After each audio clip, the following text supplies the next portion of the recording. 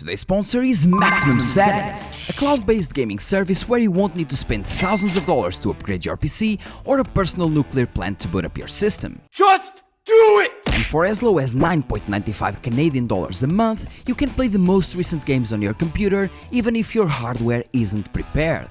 Sign up today for your full Linux gaming PC with no resource sharing and start enjoying high-level gaming on any PC. Hello guys, Ancient Gameplays, I'm Fabio Pisco and welcome to my channel. And as for this video we have the long-awaited how to overclock and undervolt the RX 7700 XT video. And by the way, if you ended up in this video but the card you want to overclock and undervolt is not the 7700 XT, I have several other videos in my video section that you can actually search for. I have a video for the 6700 XT, 6800, 6950 XT, 7900 XTX, that also serves for the XT version. I have several other videos of how to overclock and undervolt, even on the Nvidia cards like the RTX 3060, 3070, 4070, 4070 Ti, and so on. And before going to the actual overclocking part, let's go to the common questions. The first one is, can I do this on my MSI 7700 XT, Asus 7700 XT, AMD Radeon 7700 XT, Sapphire 7700 XT? Yes, it doesn't matter the brand of your GPU, okay? As long as it is an RX 7700 XT, you're completely fine. This tutorial applies. The second question is, will this damage or degrade my GPU? No. First of all, unless you have a time bomb instead of a power supply, the GPUs nowadays have protections in their own BIOSes. Even if you push the maximum limits available for that card in the software, it won't burn and it won't degrade because it is kind of locked in the VBIOS, basically the BIOS of your GPU, of your graphics card, to not go over X or over Y. So it will never burn, and I repeat, it will never burn unless you have a really bad power supply that may actually burn your GPU. So the GPU won't ever burn because of overclocking. It might just, well, burn because you have a bad power supply and the power supply can't actually take that load and will burn the GPU, or may burn the GPU or the motherboard or something like that. So never cheap out on the power supply, and that's one of the biggest advices that I can actually give you. And the third and final question is, will this void my warranty? Well, no, not really. Although brands may say that it will void your warranty in any way, they cannot simply prove you overclock. They can't prove it. So you can overclock all you want, you just go and send the card back to warranty and they have to accept it, because once again, they cannot prove that you overclocked. That's it. Now on the actual overclocking part, we're gonna use the AMD ADRENALIN software, so AMD's own software to overclock and undervolt your GPU. And all you have to do is right-click on your desktop and you'll have AMD Software ADRENALIN Edition. So the first thing you actually have to do is open it. Also, you can use several other things like MS Afterburner, and there are more softwares to overclock and undervolt. I don't know them all, but I know that they exist. But in my opinion, you have already the AMD ADRENALIN software. So unless you're not using the ADRENALIN software and you're using, let's say, a minimal install, in that way you might want to go with MS Afterburner. But if that's not the case, just use the AMD ADRENALIN software, because if you have it, why not use it? All you have to do is go to the Performance tab. Then go to the Tuning sub-tab, bam, enter, and now we have the options.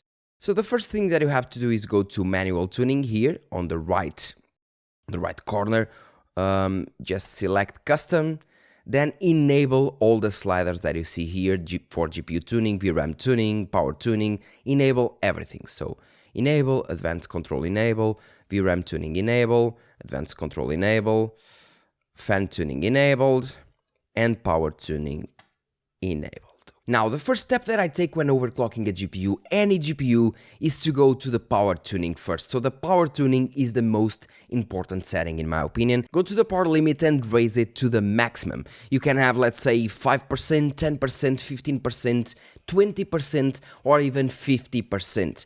The amount of percentage limit depends on your model. Lower end models might actually have only 10% power limit, 5% power limit, and the lower tiered ones might even have just 0 power limit, so you can't even raise it. But if you can, just put it to the max, because this is the most important setting. It means that If the card needs more power to perform better, it will use more power to perform better. Doesn't mean that the card will automatically just consume more power out of the box. It just means that the card will consume more power if it needs more power to perform considerably better. That's what the power tuning does. And by the way, you're seeing 61 watts of power usage here because I'm recording. I'm recording with the GPU, so it's using 63 watts of power, 61, 63 watts.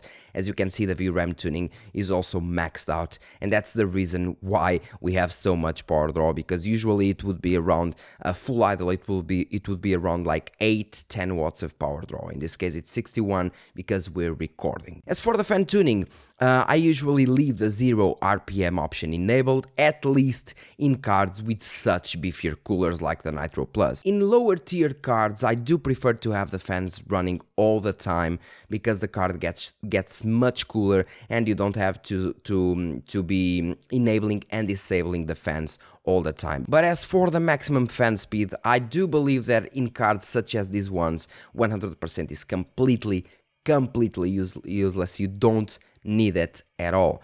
For this card, the Nitro Plus, 55% is more than enough, and in some scenarios you can even go as low as 40 because the temperatures will still be pretty fine, because this card has a massive cooler, so you will be completely fine. But my main setting is 55%. Okay, that's what I use. In this case, you can go or just take off the 0 RPM option. The fans will start spinning and the temperatures will get down immediately after some time. So they are already getting down, as you can see. Thank God. Now for the real overclocking and undervolting of the GPU core. Here we have the GPU tuning with the minimum frequency, maximum frequency and voltage. And as for the RDNA 3 GPUs, the RX 7000 series, they're quite peculiar in this scenario because the maximum frequency and the minimum frequency that you see here depend on the game. They actually depend on the game you're playing and the resolution you're playing. Usually higher resolutions lead to a higher power draw, and higher power draw leads to lower clock frequency. Hence why you need to increase the power limit in order to have the maximum performance you can have in all scenarios. And as for the maximum frequency, even the Nitro Plus, which is a top tier card of the AMD 7700 XT ones, even the Nitro Plus goes with a max frequency of only 2500. And believe me, this card can make so much more than 2500. I can run this card easily at close to 2900 and still the maximum frequency stock is 2500, meaning that we actually have, let's say, a 10 to 15% increase of performance by overclocking this card. Usually, depends on the scenario, but usually we have that amount. So what I found to be the sweet spot in terms of maximum frequency is just go nuts and go 3000. It doesn't mean that the GPU will be at 3000 most times. It just means that the GPU will go up to 3000 in scenarios where, for example, the power draw is lower, so it actually compensates with higher GPU frequency. So the GPU kind of compensates the game not being able to fully utilize the GPU by increasing the clock speeds to generate more frames per second. In terms of minimum frequency, this card is also peculiar because if I keep the minimum frequency at 500, in some scenarios, in some games where the frequency could go up easily and can go up easily, let's say up to 2800, 2900 MHz, even in those scenarios, if the minimum frequency is set to 500 MHz, it won't go over 2600 MHz or 2700 MHz. I do believe this is due to BIOS or maybe some drivers that are basically locking through software the minimum frequency. I don't know if it is in order to not cannibalize other GPU sales, I don't really know.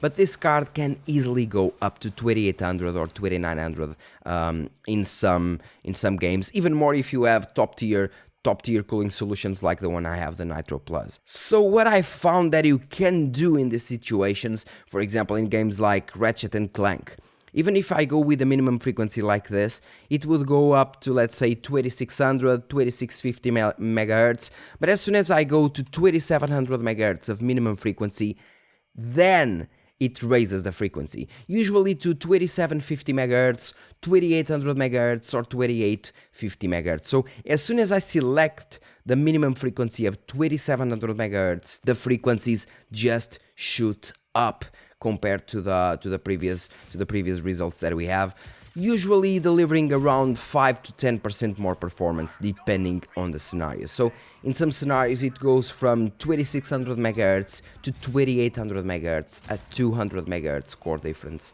and it does make the difference in some scenarios. It does make the difference. I don't know why AMD did this, why the 500 MHz option only delivers lower frequencies, even though the maximum frequency is the same.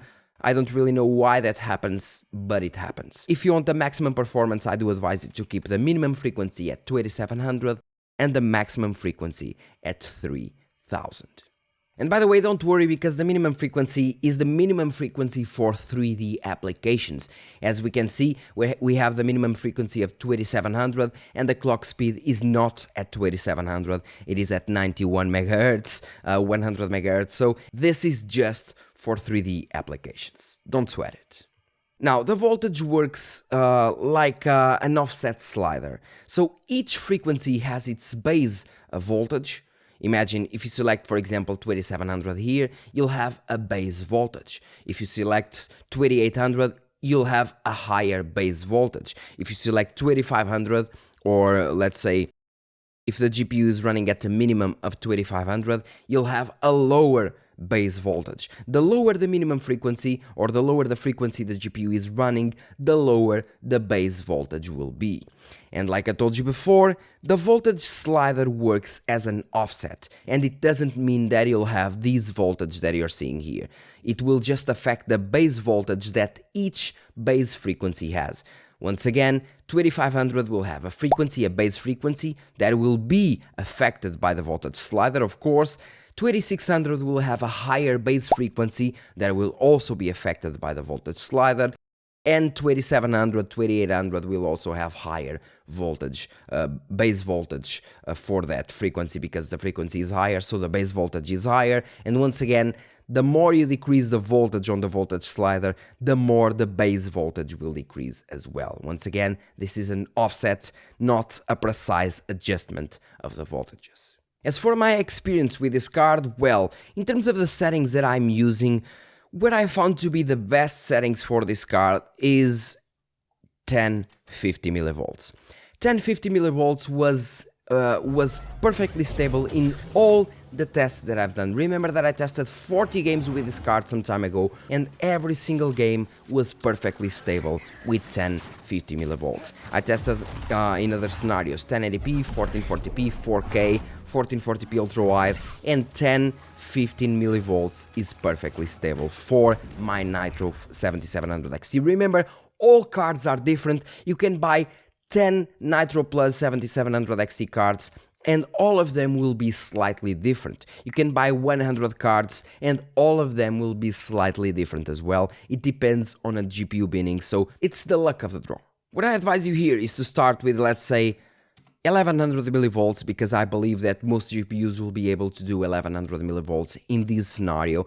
Minimum of 2700, maximum of 3000. I do believe that most of them will easily do 1100 MHz. After this, you test in some heavy games like, let's say, Control. One very good game to test the stability of your GPU is Assassin's Creed Mirage. If you have Assassin's Creed Mirage or Assassin's Creed Valhalla, test in that scenario, because those games are very, very good to actually test the GPU overclocking stability on the RDNA 3 GPUs. They are. I don't really know why, because maybe some instructions, the way they work, but they are very good at sensing overclocking instabilities on the RDNA 3 GPUs. So once again, start with 1100 millivolts. If 1100 millivolts are good and perfectly stable for you, so it doesn't crash after some hours of gaming, then try, let's say, 1090 millivolts. If 1090 millivolts is once again stable, go to 1080 and do that with let's say 10 millivolts difference in each scenario. 1070 millivolts. If 1070 millivolts is stable, let's go to 1060 and so on, so on, so on, till you reach the minimum value where your system is stable. In my case, I went down to 1000 millivolts. And in most scenarios, it was completely stable. In most scenarios, of course. But as soon as I went, for example, to Assassin's Creed Mirage, I actually needed 10-15 millivolts. And after I tested all the games with 10-15 millivolts, all the games were perfectly stable. No absolute crashes, no quitting to desktop, no crashes, no blue screens, no black screens. Everything was perfectly stable. So in my case, I needed 10-15 millivolts. In your case, once again, you have to tweak it because you might need more, or you might be able to go even lower. And the last part is basically about the VRAM tuning, and in my scenario I don't really know what the hell is going on with this GPU. This is the first time ever that this happens to me. I don't really know why, but this card is not able to overclock 1 single megahertz. Each time I try to overclock even 1 megahertz or 2 megahertz, I immediately get a black screen. But if I go to the display settings and decrease the display settings to, let's say, 60 hertz, I can overclock to 2500 MHz and I can play with 2500 MHz with no issues at all. It is what it is. So in your scenario, I just advise you to go here and select, for example, 2512 or 2514, I believe it's 2514 MHz and press apply. I won't press apply because I would have a black screen, I would have to restart the computer and I would have to restart the recording as well. But what I advise you is to do that, 2514 MHz and 2514 because the 14 is the offset that the VRAM takes. So if you select 2512 or 2514, you'll have the exact 2500 MHz when playing, so that's why I put the offset here. As for me, since I can't overclock even a single megahertz, what I have to do is go to the memory timings, select fast timings, and then press apply. If I can't go up in frequency, I go up in timings. The fast timings already allow for, let's say, a 2 to 3%, 2 to 3% performance boost. It's not that much, and you'll definitely get a higher performance uplift from going from 2250 to 2500 MHz VRAM. Sadly, I can't do it here, but from the tests that I made with 60 Hz, we had, let's say, up to 5% performance increase just from the VRAM, depending on the scenario. So it's a very big uplift, in my opinion, just for the VRAMs. For me, it's 2250 with fast timings or immediate black screen. And well guys, that's it for today's video. Thank you a lot for watching, and sorry if the video was kind of boring, but I actually wanted to explain the best I could, and in order to explain these things properly, I need to do an explaining step by step, so people that aren't really tech savvy or tech savvy, I believe it's tech savvy, understand the process and understand why things work the way they do. If you understand the basis of how it works, you will be able to overclock and undervolt much better. Also, as for if you want to go to the power saving profiles, all you have to do is basically just maintain the voltage that you found stable and decrease the maximum frequency. Just go to the minimum frequency of 500 and decrease the maximum frequency to, let's say, 2600. If you select these settings, 500 MHz of minimum frequency with 2600 MHz of maximum frequency, it's a win-win situation. So better performance, lower power draw, and lower temperatures. If you want the maximum performance you can get and you don't really care much about the power draw and temperatures because you do have a good cooling solution, go to 2700 minimum, 3000 maximum. These are my tips. Once again, thanks a lot for watching. Don't forget to like, subscribe, and share this video. Also, if you want to go to the link in the description. You have my profiles there to download. You can download my profiles there, my overclocking profiles. You absolutely don't need them. I repeat, you don't need those profiles. You can just tweak them yourselves and then just press here, export file, and save your profiles, your overclocking profiles. Then all you have to do is go to import profiles, select the folder where you have them saved, and import them just as soon as you go here. For example, overclocking profile 7700 XT, you just go there, press open, and it will open and it will show you the settings that you had before. Okay, that's how it works. That's all you have to do. But if you want my profiles, they're in the link in the description. As usual, leave a comment in the comment section, let me know what you think about it. If you have any doubts, once again, comment section, and I will answer as fast as I can. And yeah, that's all for today's video, for today's boring video. Thank you very much for watching, and see you in the next one, guys. Cheers.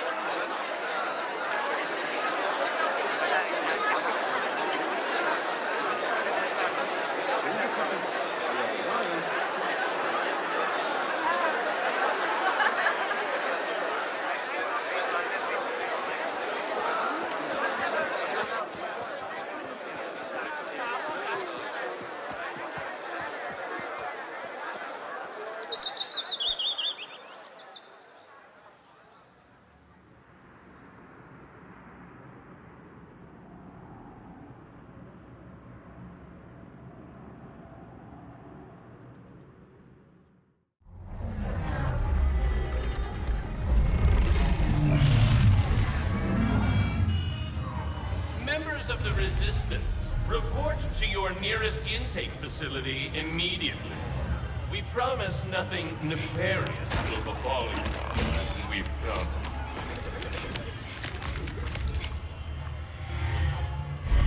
Resistance members, report to the VIP section of your nearest intake facility for compulsory behavioral modification. It will be fun.